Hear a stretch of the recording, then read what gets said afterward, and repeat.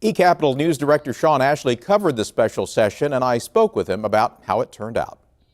Shawn, the leadership was enthusiastic about the special session. Overall, how did legislators feel? Well, I think there were mixed feelings about the special session, and some of that crossed party lines. There were some Democrats, of course, who argued beforehand that we should wait, that this wouldn't accomplish much, and if we did anything, we should address other issues such as Insure Oklahoma or corrections funding.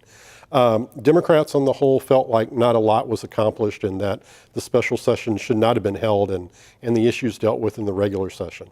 On the other side of the fence, Republicans claim that this is a big victory for business and that Oklahoma's economy will continue to grow.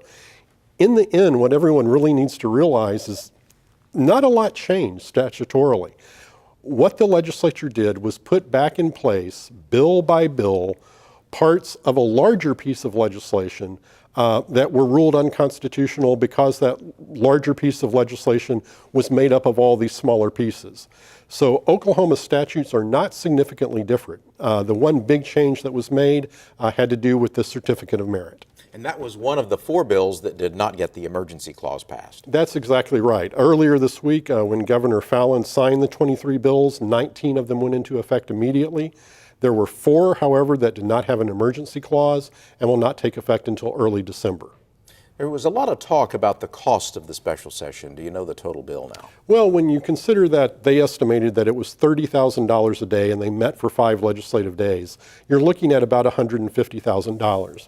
Now, keep in mind at the same time the special legislative session was taking place, there were other things going on as well. When it first kicked off, there were some interim studies that day, so legislators would have been coming to the Capitol for those.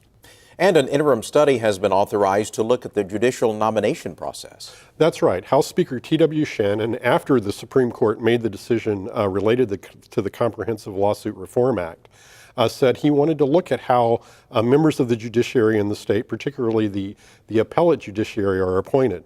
Currently, that goes through a process involving the Judicial Nominating Commission and then to the governor. Speaker Shannon wants to look at the idea of whether we would be better off with those individuals elected instead of appointed. Shawn Ashley, News Director from eCapitol. Thank you. You're very welcome.